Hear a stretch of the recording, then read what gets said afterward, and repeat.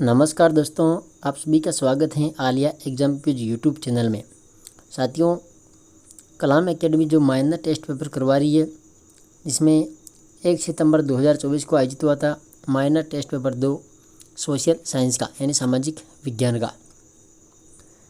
तो ये पेपर है माइनर टेस्ट पेपर 2, ठीक है।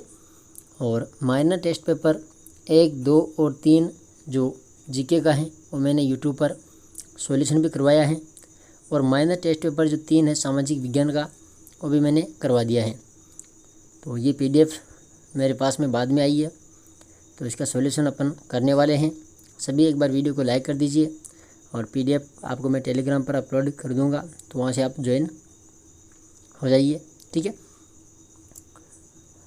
देखिए साथियों, इसके सभी प्रश्नों को अपन देखने वाले हैं, पूरे के पूरे 150 प्रश्न। पहला प्रश्न इसमें, वैदिक सभ्यता के निर्माता किसे माना जाता है? तो यहाँ पर वैदिक सभ्यता की जो निर्माता माने जाते हैं वो माने जाते हैं आर्यों को, ठीक है। दूसरा प्रश्न है, सर्वप्रथम लिखा गया वेद कौन सा है? तो ऋग्वेद इसका राइट आंसर होगा। क्वेश्चन नंबर 3 है, सूची 1 में वेद है और सूची 2 में है उपवेद, तो इसको सम्मिलित करना है। देखिए, ऋग्वेद इसमें इसका उपवेद आ जाएगा आयुर्वेद, यजुर्वेद में आ जाएगा धनुर्वेद, सामवेद में गंधर्ववेद और अथर्ववेद में शिल्पवेद। तो इस प्रकार से सम्मिलित है। इसका राइट आंसर है ऑप्शन नंबर 2। क्वेश्चन नंबर 4 है, वेदों से संबंधित निम्नलिखित कथनों पर विचार कीजिए। देखिए, वेद अपौरुषेय है और वेदों को संहिता भी कहा जाता है, तो ये दोनों ही कथन इसमें सत्य हैं, ठीक है। Option number 3। क्वेश्चन नंबर 5 है, साकल, बालखिल्य एवं वास्कल का संबंध किस वेद से है? तो यहाँ पर राइट आंसर है ऋग्वेद। क्वेश्चन नंबर 6 है, ऋग्वेदी कालीन राजनीतिक संगठन की इकाई के संबंध में अवरोही क्रम है? तो यहाँ पर जाएगा राष्ट्र, जन, विश्व, ग्राम और कुल। 7 नंबर प्रश्न है, ऋग्वेद के किस सूक्त से सर्वप्रथम शूद्र शब्द की जानकारी प्राप्त होती है? तो यहाँ पर आ जाएगा पुरुष सूक्त। क्वेश्चन नंबर 8 है, एक तरफ है ऋग्वेदी कालीन में व्यवसाय से जुड़े व्यक्ति और एक तरफ है ऋग्वेद में प्रयुक्त शब्द, यहाँ पर है कि कौन सा असम्मिलित है? तो इसमें देखिए, नाई वाप्ता, बड़े तक्षण, वैद्य भिषज, इसमें जो किसान है करमार, तो ऑप्शन नंबर जो 3 है ये इसमें असम्मिलित है। क्वेश्चन नंबर 9, दशराज या दास राज्य युद्ध के संबंध में निम्नलिखित कथनों पर विचार कीजिए। देखिए, ऋग्वेद में उल्लेखित दास राज्य युद्ध रावी प्रश्नी नदी के तट पर लड़ा गया था, तो यह कथन तो इसमें सही है, ठीक है। इसके बाद है कि युद्ध का कारण भरत जन के राजा सुदास द्वारा अपने पुरोहित वशिष्ठ को हटाकर विश्वामित्र को अपना पुरोहित बनाना था, तो ये इसमें गलत है। इस युद्ध में भरत जन के तित्रसु वंश के राजा सुदास ने 10 राजाओं के संघ को पराजित किया था, तो ये भी सही है, ठीक है। तो 1 व 3 इसमें सही हो जाएगा क्वेश्चन नंबर 9 के अंदर, ऑप्शन नंबर 2। क्वेश्चन नंबर 10 है, किस वेद में सभा एवं समिति को प्रजापति की 2 पुत्रियां कहा गया है? तो यहाँ पर राइट आंसर हो जाएगा अथर्ववेद में। क्वेश्चन नंबर 11 है, ऋग्वेदी काल में स्पर्श कहा जाता था? तो राइट आंसर इसका गुप्तचर।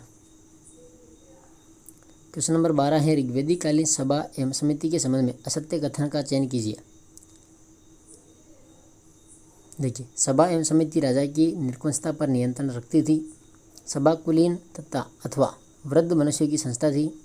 समिति सर्वसाधारण आम जन की सभा थी।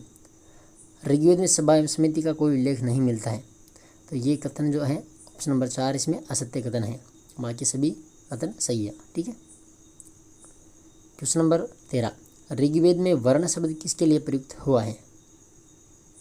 तो यहाँ पर आ जाएगा रंग व्यवसाय के लिए। क्वेश्चन नंबर 14 है, ऋग्वेदी काल में प्रजा द्वारा राजा को स्वेच्छा से दिया जाने वाला कर क्या कहलाता था? तो यहाँ पर बलि कर। क्वेश्चन नंबर 15 है, ऋग्वेदी कालीन पंचजनों में शामिल जन थे। तो यहाँ पर राइट आंसर हो जाएगा अनु, द्रुह, यदु, पुरु और तुर्वस। ठीक है, 4 नंबर। 16 नंबर है ऋग्वेदिक कालीन समाज था। तो यहाँ पर जाएगा पितृ समाज। 17 नंबर है ऋग्वेदिक काल में कन्या की विवाह पश्चात विदाई के समय दिए जाने वाले उपहार कहलाते थे। तो यहाँ पर आ जाएगा वहतु। क्वेश्चन नंबर 18 है ऋग्वेदिक कालीन आर्थिक जीवन से संबंधित निम्न कथनों पर विचार कीजिए। देखिए, इनके आर्थिक जीवन का मूलभूत आधार कृषि एवं पशुपालन था। कृषि योगी भूमि को उर्वरा अथवा क्षेत्र कहा जाता था। ऋग्वेद में लांगल तथा सीर हल के लिए प्रयुक्त हुए हैं। तो 18 में सत्य पूछा है, तो तीनों के तीनों कथन इसमें सत्य हैं। ठीक है, ऑप्शन नंबर 4। चलिए, 19 नंबर प्रश्न है निम्नलिखित में से असत्य कथन है। तो देखिए, ऋग्वेदिक आर्य चावल से परिचित नहीं थे। ठीक है, आर्य व्यापार और वाणिज्य के प्रति उदासीन थे। तो ये कथन इसमें असत्य है। व्यापार वाणिज्य हेतु ऋग्वेद में पणि शब्द प्रयोग हुआ है और ऋग्वेदिक समाज में व्यवसाय आनुवांशिक नहीं थे। यानी इसमें जो असत्य कथन है वह है ऑप्शन नंबर 2। ठीक है, 19 के अंदर। चलिए, 20 नंबर प्रश्न है एशिया माइनर के बोगजकुई अभिलेख 1400 ईसा पूर्व में निम्नांकित वैदिक देवताओं का उल्लेख है। तो 20 में जाएगा ऑप्शन नंबर 3। ठीक है, इंद्र, मित्र, वरुण और नासत्य। क्वेश्चन नंबर 21 है निम्नलिखित में से किस एक उपनिषद में याज्ञवल्क्य मैत्रेयी संवाद मिलता है। तो यहाँ पर आ जाएगा बृहदारण्यक, 3 ऑप्शन।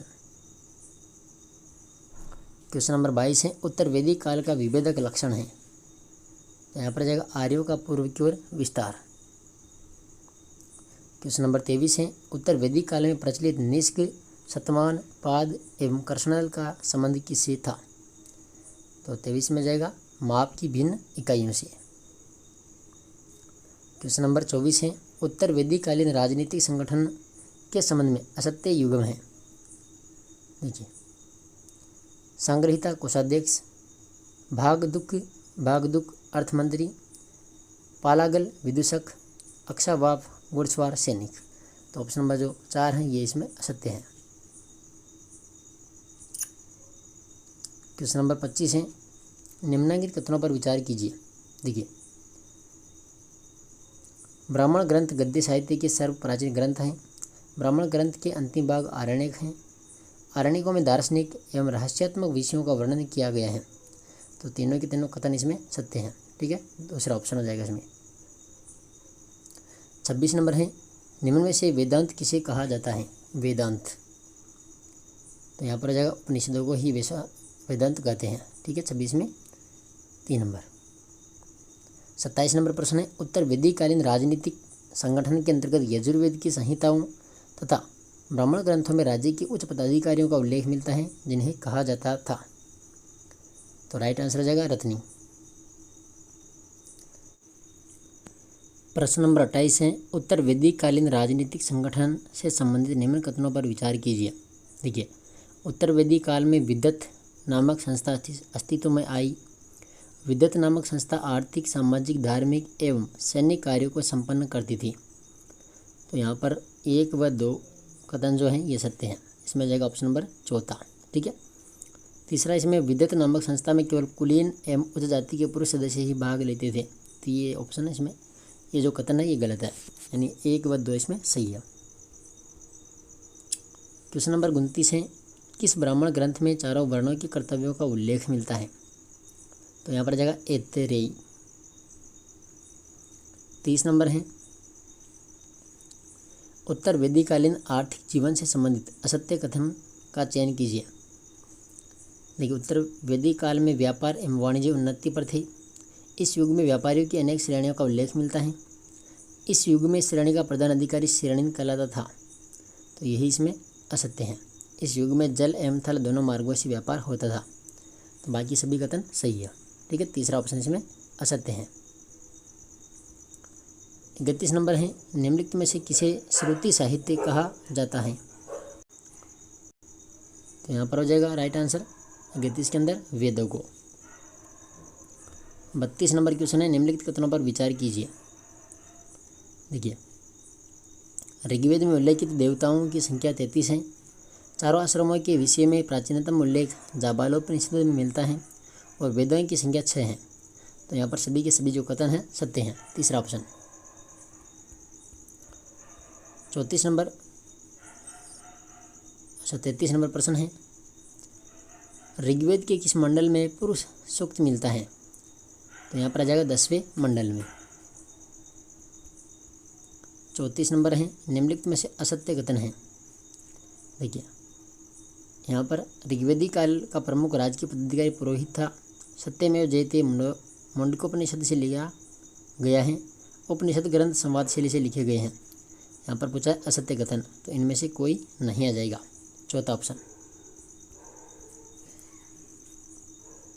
35 नंबर है, सूची 1 में है आर्यों का मूल निवास स्थान और सूची में 2 में है विद्वान। देखिए, ब्राह्मण देश इसमें आ जाएगा पंडित गंगानाथ झा। मध्य एशिया में जाएगा मैक्स मुल्लर। उत्तरी ध्रुव में जाएगा बाल गंगाधर तिलक और तिब्बत में जाएगा दयानंद सरस्वती। ठीक है, तो इसमें जाएगा option number 1 right answer. 36 number है, उत्तर वैदिक साहित्य में कृष्ण अयस किस धातु को कहा जाता था? तो यहाँ पर आ जाएगा लोहा को। प्रश्न नंबर 37 है, ऋग्वेदी कालीन दुष्यतान आकाश के देवताओं का सही युगम है? तो यहाँ पर वरुण, मित्र और सूर्य। ठीक है, इसके बाद देखिए क्वेश्चन नंबर 38, सूची 1 में है वेद, सूची 2 में है पुरोहित। इसको सम्मिलित करना है। देखिए, ऋग्वेद के अंदर जाएगा होता, इसके बाद में यजुर्वेद जो है, यजुर्वेद में अदुर्वर्य, सामवेद में जाएगा इधर उद्गाता और अथर्ववेद में जाएगा ब्रह्मा।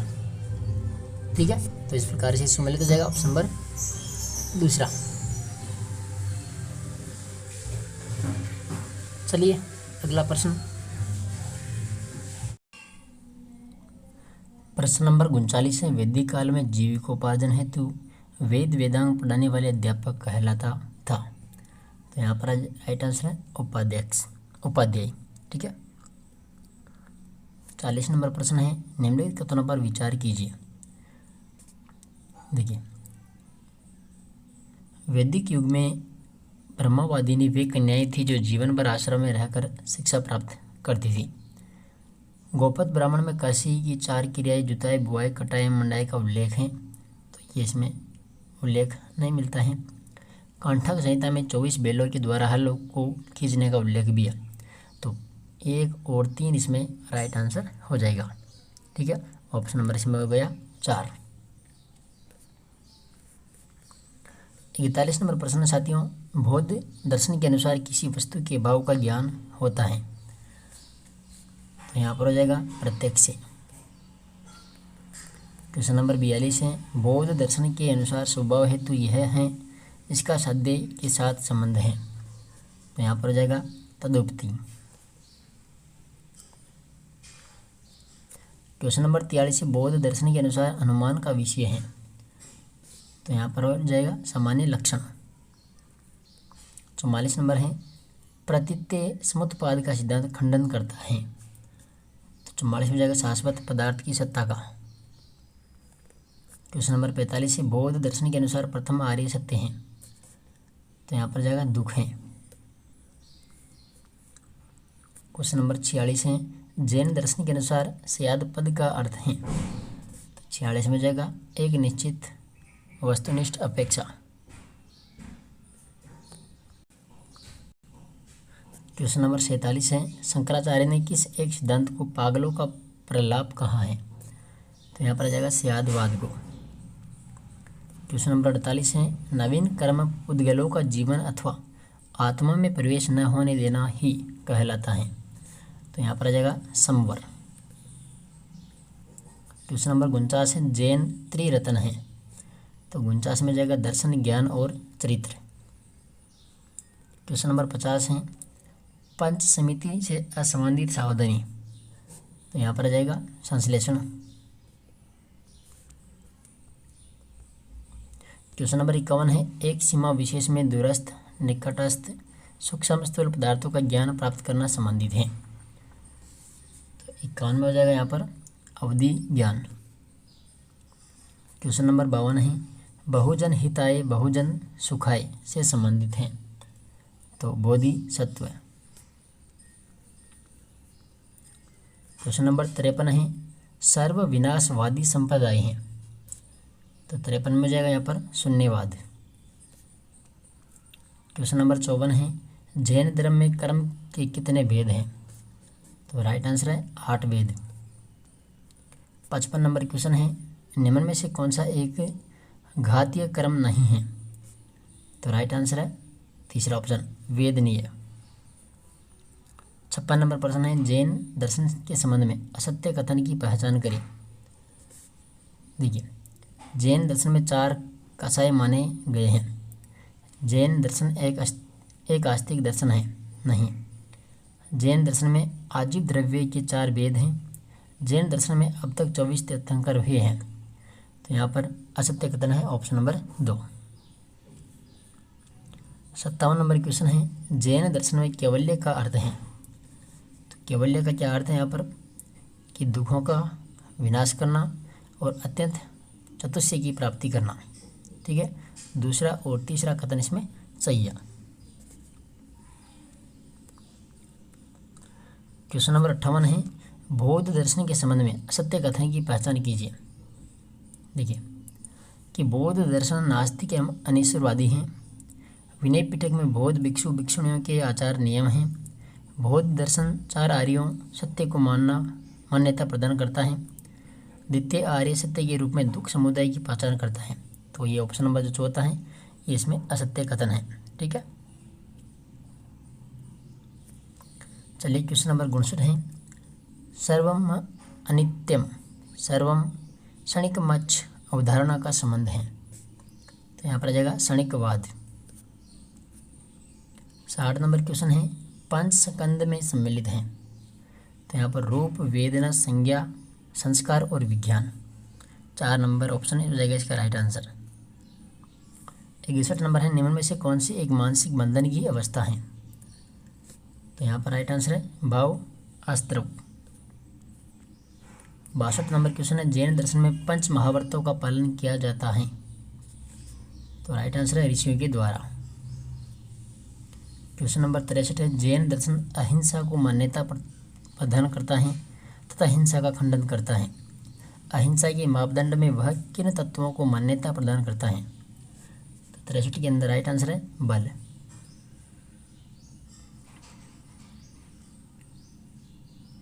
सॉरी, इसमें राइट आंसर है मन, वचन और बल।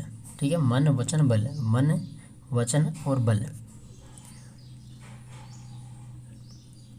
ठीक है, इसमें हो जाएगा ऑप्शन नंबर तीसरा। सॉरी, 1, 2 और 4 हैं इसमें। ठीक है, 1, 2 और 4 इसमें है मन, वचन और कर्म। इसमें बल नहीं है। ठीक है, वापस से सही कर लेना, मन, वचन और कर्म। 1, 2, 4। चलिए 64 नंबर क्वेश्चन देख लीजिए, निम्न में से कौन सी एक समिति चलने फिरने के वक्त नियमों का पालन करने हेतु विवश करती है। तो यहाँ पर एरिया। 65 नंबर क्वेश्चन है, जैन नीति शास्त्र में अनुप्रेक्षाओं की संख्या मानी गई है। तो यहाँ पर आ जाएगी 12। 66 नंबर क्वेश्चन है, पंच परमेष्टि में सम्मिलित नहीं है। तो यहाँ पर आ जाएगा ईश्वर। क्वेश्चन नंबर 67 है, बौद्ध दर्शन 2 संप्रदायों में विभक्त हैं। तो हीनयान और महायान। क्वेश्चन नंबर 68 है, दुखों की कारणकारी के रूप में व्याख्या बौद्ध दर्शन में कौन करता है। तो प्रतीत्य समुत्पाद। क्वेश्चन नंबर 69 है, अनात्मवाद के संबंध में सत्य कथन की पहचान करें। तो आत्मा विज्ञानों का प्रवाह मात्र है। इसमें जाएगा ऑप्शन नंबर दूसरा। 70 नंबर क्वेश्चन है, निम्न में से कौन सा एक सूत्रपिटक पर आधारित है। तो स्वत्रांतिक बाह्य अनुमेयवाद। 71 नंबर क्वेश्चन है, बौद्ध दर्शन की गीता की संज्ञा किसे दी जाती है? तो गीता के अंदर हो जाएगा सुत पिटक को। क्वेश्चन नंबर 72 है, अर्थ क्रियाकारित्व किसका लक्षण है? तो ये हो जाएगा सत्य का। 73 नंबर क्वेश्चन है, गांधी जी के अनुसार अहिंसा का प्रयोग किया जाता है? तो राइट आंसर हो जाएगा सकारात्मक और नकारात्मक रूप में। 74 नंबर क्वेश्चन है, अहिंसा की अंतिम कसौटी निहित होती है? तो कर्म के मूल में। क्वेश्चन नंबर 75 है, गांधी जी के अनुसार निम्न गुणों में से कौन सा एक गुण अहिंसा में सम्मिलित नहीं होना चाहिए? तो यहाँ पर आ जाएगा अहिंसा यंत्रवत पालन है। क्वेश्चन नंबर 76 है, सत्याग्रही है? तो यहाँ पर आ जाएगा अहिंसा में अभेद निष्ठा रखने वाला व्यक्ति सत्याग्रही कहलाता है।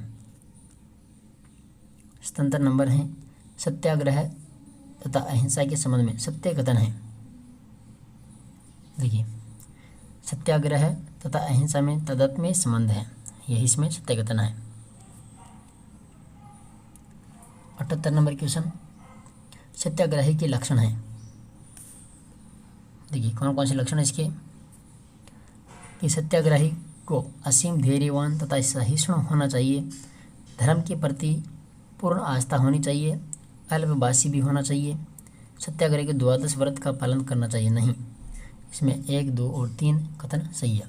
ठीक है, तो इसका राइट आंसर हो जाएगा 1, 2, 3 ऑप्शन नंबर तीसरा। चलिए क्वेश्चन नंबर 79 है, कुछ समय के लिए व्यक्ति अपने स्वधर्म का पालन न कर अन्यायपूर्ण तथा अनैतिक कानूनों के विरुद्ध प्रतीकात्मक प्रतिरोध प्रदर्शित करना सत्याग्रही की कौन सी विधि इस मत को मान्यता प्रदान करती है? तो यहाँ पर आ जाएगा हड़ताल। क्वेश्चन नंबर 80 है, निम्न में से कौन सी एक विशेषता निष्क्रिय प्रतिरोध की है? तो यहाँ पर प्रतिरोध जिसमें विरोधी से घृणा की जाती है, तो ऑप्शन नंबर 4 इसका राइट आंसर हो जाएगा। देखिए साथियों, आप पूरा पेपर जरूर देखा करो, ये माइनर टेस्ट पेपर 2 हैं। ठीक है, और अभी माइनर टेस्ट पेपर एसएसटी का 1 बाकी है, जो मैं वो भी जल्दी करवा दूंगा, और तीसरा मैंने डाल दिया है। जीके के तीनों मैंने डाल दिया minor test paper 1, 2, 3 playlist अलग से बना दी है सभी की, तो वहाँ पर आप देख लेना। ठीक है, क्वेश्चन नंबर 81 है,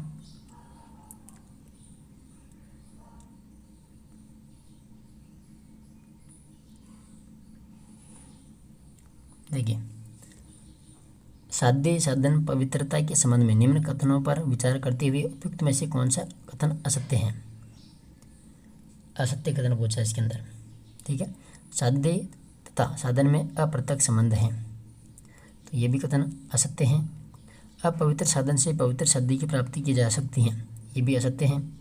गांधी जी साध्य की अपेक्षा साधन की पवित्रता में विश्वास करते थे, ये भी असत्य है। पवित्र साधन से ही पवित्र साध्य की प्राप्ति की जा सकती है, ये कथन सत्य है। ठीक है, तो असत्य कथन 1, 2 और 3 इसमें असत्य कथन है।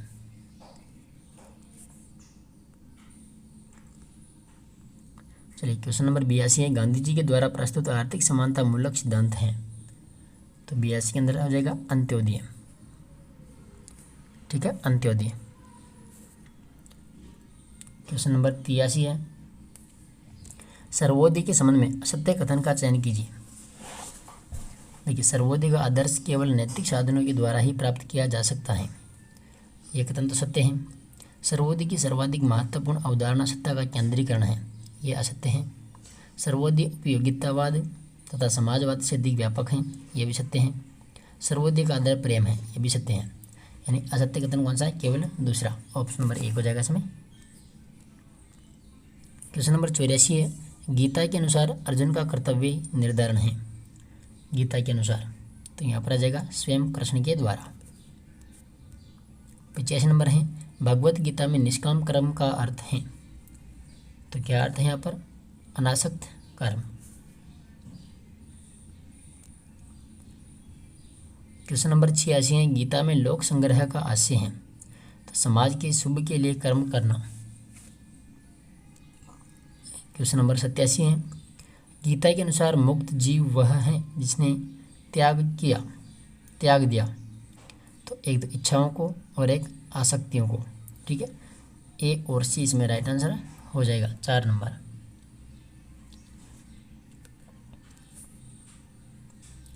28 नंबर क्वेश्चन है, गांधी दर्शन के अनुसार ईश्वर के संबंध में उपयुक्त विचार हैं। तो ईश्वर तटस्थ हैं, असत्य ही ईश्वर हैं, ईश्वर शक्तिपूर्ण है, इनमें से कोई नहीं। इनमें से कोई नहीं इसका राइट आंसर हो जाएगा।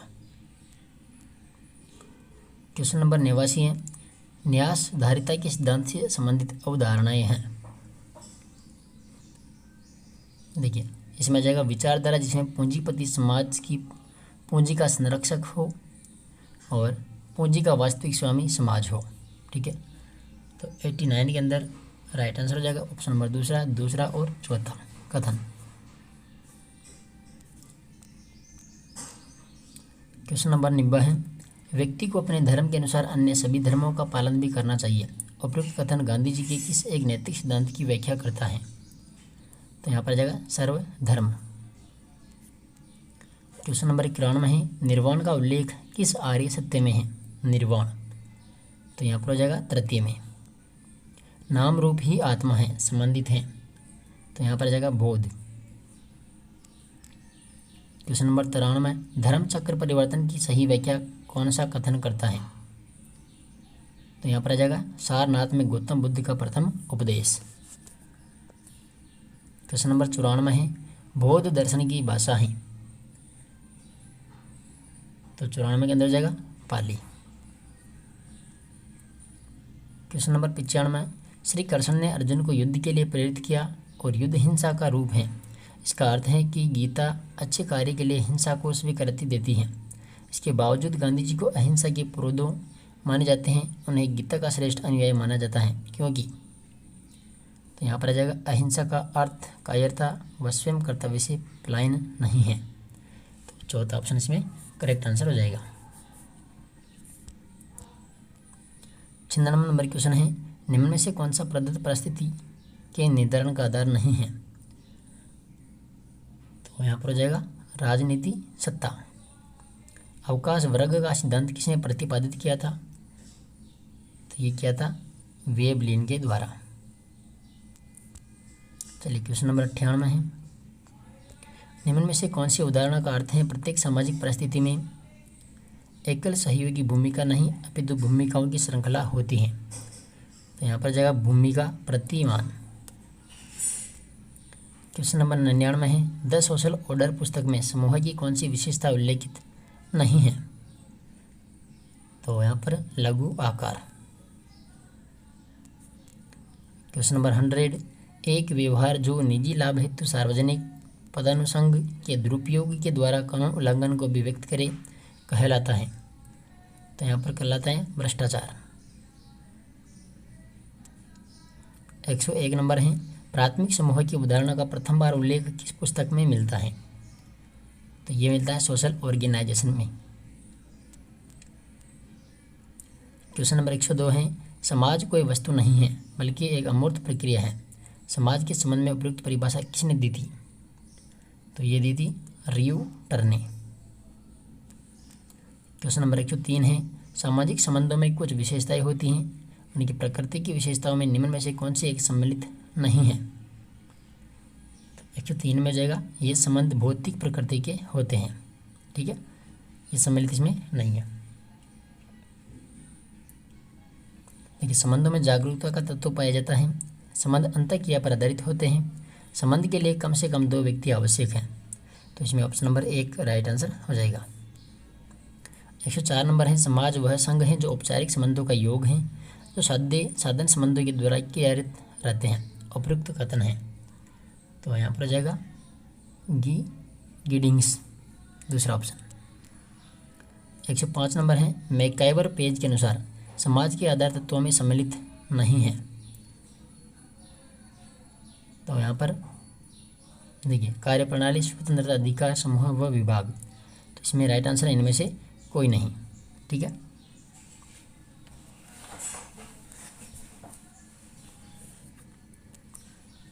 एक 106 नंबर है, निम्न में से कौन सी एक विशेषता समाज की नहीं है? तो यहाँ पर समाज केवल मानव तक ही सीमित है। देखिए, समाज में संघर्ष पाया जाता है, समाज परिवर्तनशील जटिल व्यवस्था है, समाज अन्योन्य आश्रित पर आधारित है। तो इसमें जाएगा तीसरा ऑप्शन। क्वेश्चन नंबर 7 है, समानता सजातीयता की चेतना समाज का महत्वपूर्ण आधार है, इसके समर्थक विद्वान हैं। तो यहाँ पर जाएगा केवल गिडिंग्स, ठीक है, केवल एक। क्वेश्चन नंबर 108, निम्न में से कौन सा कथन समाज व एक समाज में सही अंतर स्पष्ट करता है? तो यहाँ पर एक समाज सरल एवं समाज जटिल व्यवस्था है। 108 में जाएगा ऑप्शन नंबर दूसरा। क्वेश्चन नंबर 109 है, निम्न में से कौन एक सरल समाज की विशेषता है?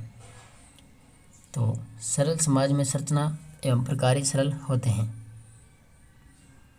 110 नंबर है, सजातीय समाज जनजातीय परिवारों का समूह है, इसमें सामान्य नाम, भाषा, संस्कृति व भौगोलिक क्षेत्र निश्चित होता है, यह परिभाषा है।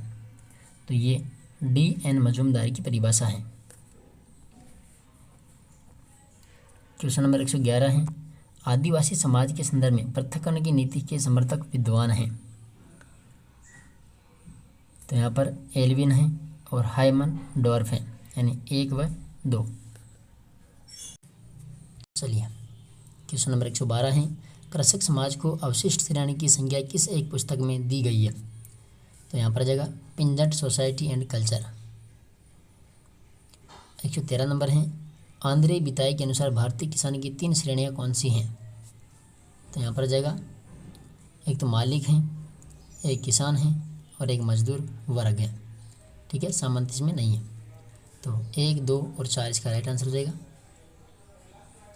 114 नंबर, पिजंट नामक पुस्तक के लेखक हैं। तो यहाँ पर N.R. वुल्फ। क्वेश्चन नंबर 115, औद्योगिक समाज के प्रतिपादक कौन है? साइमन।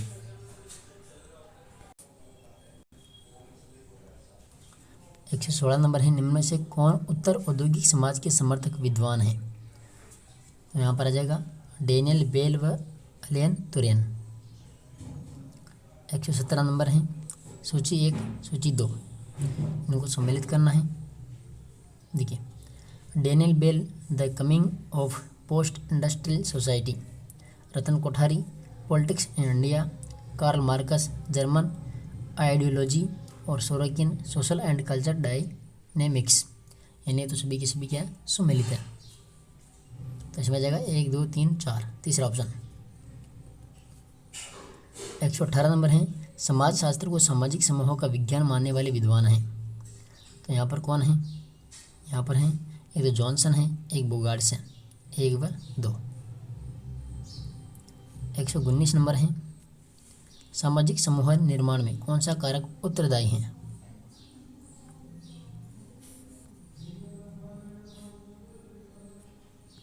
तो इसमें चारों के चारों आएंगे, ठीक है। अर्थपूर्ण उद्देश्य मूलक क्रियाएं, संघर्ष, सहयोग, ग्रीगेरिस इंस्टिक्ट, ठीक है, इसमें चारों ही उत्तरदायी कारक हैं। 119 में जाएगा ऑप्शन नंबर 4। 120 नंबर है, समूह व्यक्तियों का ऐसा संग्रह है जो कि सामाजिक संबंधों के आधार पर परस्पर संबंधित रहते हैं। सामाजिक समूह के संदर्भ में उपयुक्त कथन है। 120 में जाएगा मैकाइवर एवं पेज। 121 नंबर है, निम्न में से कौन सी एक विशेषता सामाजिक समूह की नहीं है? 121 में जाएगा अस्थायित्व, ठीक है, ऑप्शन नंबर 4। 122 नंबर है, आभासी समूह अथवा अर्ध समूह की अवधारणा के प्रतिपादक कौन है? बोटो मोर। 123 नंबर है, संदर्भ समूह की अवधारणा के प्रतिपादक कौन है? तो हर्बर्ट हाइमन। 124 नंबर है, किंगस्ले डेविस के अनुसार प्राथमिक समूह की आंतरिक विशेषता है। तो यहाँ पर आ जाएगा स्वतः संबंध। 125 नंबर है, द्वितीयक समूह वह है जो प्राथमिक समूह नहीं है, यह परिभाषा है। तो यह परिभाषा किसकी है? बियर स्टीड की। क्वेश्चन नंबर 126 है, असम्मिलित है। देखिए कौन सा असम्मिलित है? ऑप्शन नंबर 4 मिलर, मोनेड व डियार्ड समूह है। तो ये इसमें असम्मिलित है। क्वेश्चन नंबर 127 है, मुख्य परिस्थिति की स्टेटस की अवधारणा किसने दी थी? तो ये देने वाले थे E.T. हिलर। 128 नंबर है, किसी व्यक्ति को समाज में प्राप्त होने वाला पद परिस्थिति है। परिस्थिति के संबंध में यह कथन है। 128 में जाएगा ये ऑकबर्न व नीम कॉफ। 129 नंबर है, निम्न में से कौन एक प्रदत्त परिस्थिति की व्याख्या करता है? तो यहाँ पर जाएगा जैविक। 130 नंबर है, परिस्थिति से संबंधित उत्तरदायित्वों को निभाना ही कहलाता है। क्या कहलाता है? भूमिका पालन। 131 नंबर है, जब कोई शिक्षक पहली बार कक्षा में पढ़ाने जाता है तो वह निम्न में से किस एक अवधारणा का अनुभव प्राप्त करता है? तो यहाँ पर भूमिका तनाव का। 132 नंबर है, सामाजिक संगठन में परिवर्तन अथवा समाज की संरचना व प्रक्रिया में होने वाला परिवर्तन सामाजिक परिवर्तन है। सामाजिक परिवर्तन को इस दृष्टि से किस एक विद्वान ने देखा? तो यहाँ पर हो जाएगा डेविस ने। 133 नंबर है, निम्न में से कौन सी सामाजिक परिवर्तन की विशेषता नहीं है? तो यहाँ पर जाएगा ये एक निश्चित दिशा में होते हैं। ठीक है, तीसरा ऑप्शन इसमें सही होगा। ठीक है, प्रकृति सामाजिक होती है, यह समय व स्थान के सापेक्ष है, सामाजिक परिवर्तन की भविष्यवाणी नहीं की जा सकती। तो इसमें जाएगा तीसरा ऑप्शन। 134 नंबर है, संस्कृतिकरण की अवधारणा के प्रतिपादक कौन है? तो M.N. श्रीवासन। 135 नंबर है, मैकाइवर एवं पेज के अनुसार सामाजिक परिवर्तन के प्रतिमान है। तो यहाँ पर कौन सा है? रेखीय भी है, उतार चढ़ाव भी है और चक्रीय भी है, संगठित नहीं है। ठीक है, 1, 2, 3 दूसरा ऑप्शन। चलिए 136 नंबर, अच्छाई के लिए किया गया परिवर्तन कहलाता है। तो सामाजिक प्रगति। 137 नंबर है, परिवर्तन के क्रमबद्ध चरण उल्लेखित हैं। तो यहाँ पर असहमति, विरोध, सामाजिक आंदोलन, सामाजिक परिवर्तन दूसरा ऑप्शन। 138 नंबर है, सांस्कृतिक विलंबना का सिद्धांत प्रतिपादित किया। तो ये ऑकबर्न के द्वारा। 139 नंबर है, सामाजिक परिवर्तन का चुनौती एवं प्रत्युत्तर का सिद्धांत किसने प्रतिपादित किया था? तो ये टॉयनबी के द्वारा। 140 नंबर है, रेखीय एवं उद्विकास सिद्धांत सामाजिक परिवर्तन के संदर्भ में सिद्धांत हैं। निम्न में से कौन इस सिद्धांत के समर्थक विद्वान हैं? तो यहाँ पर जगह कॉमट और स्पेंसर, 1 व 2 दोनों। चलिए 141 नंबर है, सोरोकिन के द्वारा वर्णित संस्कृतियों में से कौन सी सम्मिलित नहीं है? तो यहाँ पर सामाजिक, ठीक है, चेतनात्मक, विचारात्मक और आदर्शात्मक, इसमें आ जाएगा सामाजिक, ये नहीं है। 142 नंबर है, स्पेंसर के अनुसार समाज में प्रकार्यात्मक पूर्व आवश्यकताओं में सम्मिलित हैं। तो यहाँ पर अनुकूलन, लक्ष्य, एकीकरण और प्रतिमान अनुरक्षण, यानी सभी के सभी इसमें जाएंगे, चौथा ऑप्शन। 143 नंबर है, संदर्भ व्यक्ति की अवधारणा के प्रतिपादक हैं। तो यहाँ पर जाएगा मर्टन। 144 नंबर है, द क्राउड पुस्तक के लेखक कौन है? तो ली बोन। 145 नंबर है, परिस्थिति एवं भूमि का को सर्वप्रथम अवधारणात्मक स्तर पर किसने प्रस्तुत किया था? तो यहाँ पर आ जाएगा लिंटन ने। 146 नंबर है, पुस्तक और लेखक कौन सा असम्मिलित है? देखिए, लाइफ डिवाइन श्री अरविंद की है, modern social theory P.S. Cohen की है, कम्युनिटी एंड सोसाइटी ये टोनीज की है, इंडियन विलेज इरावती कर्वे। तो ये इसमें कौन सा ऑप्शन नंबर जो 4 हैं ये असम्मिलित है। ठीक है, चलिए 147 नंबर, भूमिका किसी भी व्यक्ति का समूह में वह अपेक्षित कार्य हैं जो संस्कृति के द्वारा परिभाषित हैं, यह कथन है। तो ये कथन किसका है? फेयर चाइल्ड का। 4 ऑप्शन आ जाएगा इसमें।